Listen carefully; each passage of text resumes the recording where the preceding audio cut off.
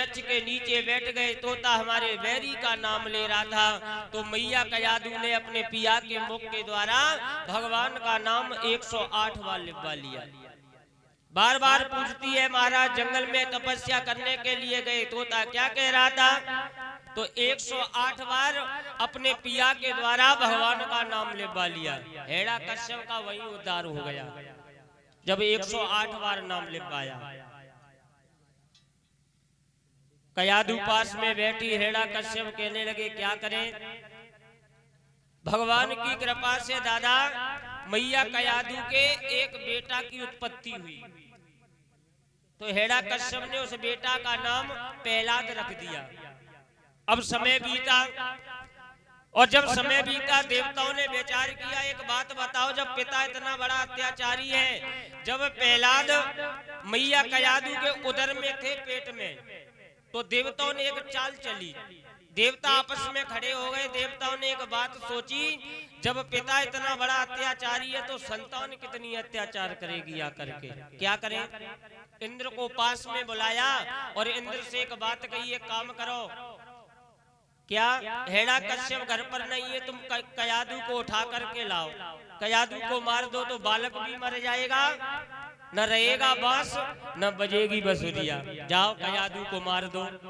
अब इंद्र चले, मैया कयादू को उठा लिया इंद्र ने, लेकर के चले तो नारद बाबा आ गए। नारद बाबा ने एक बात कही, क्यों पागल हो रहे हो?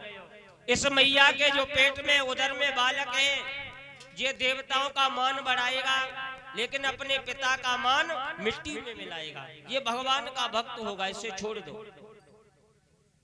दादा सुखदेव भगवान कहते हैं, राजन परीक्षित कुछ समय बीता है, और जब कुछ समय बीता तो हेड़ा कश्यप मंत्री के पास में पहुंचे और मंत्री से एक बात कही, भैया पहले जब तपस्या करने के लिए गए तो तोता हमारे बैरी का नाम ले रहा था, लेकिन अब की बार तपस्या करने के लिए जाएं तो कैसा रहेगा? मंत्री समझा करके कहने लगा, महाराज इंसान को कभी हारी नहीं मानना चाहिए।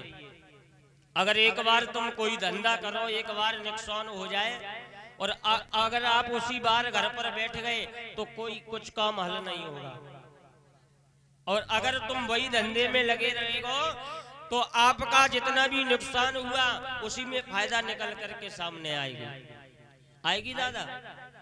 अब हेड़ा कश्यप चले, सुखदेव भगवान कहते हैं, राजन परीक्षित जब हेड़ा कश्यप चले, पहुंचे जाकर के एक वृक्ष के नीचे बैठ गए, भोले बाबा का ध्यान किया। जब भोले बाबा की भक्ति की, भोले बाबा प्रसन्न हो गए, और जब भोले बाबा प्रसन्न हुए सामने आ गए। हेड़ा कश्यप से एक बात कही है, भक्त हम तुम्हारी तपस्या से प्रसन्न है, तुम कुछ वरदान मांग लो हमसे। दादा और जैसे इतने शब्द सुने तो हेड़ा कश्यप कहने लगे भोले बाबा से कि हे भगवान, जो हम मांगेंगे आप दे दोगे? भोले बाबा समझा करके कहने लगे, तुम्हें हम पर विश्वास नहीं है, आप एक बार अगर कुछ मांगोगे हम देने के लिए तैयार हैं। तो हेड़ा कश्यप समझा करके कहने लगे, तुम एक बात बताएं, मुझे ऐसे संत महात्माओं पर विश्वास नहीं है। तो भोले बाबा समझाए कि बोले हेड़ा कश्यप एक बात बताएं, क्या? सुनो।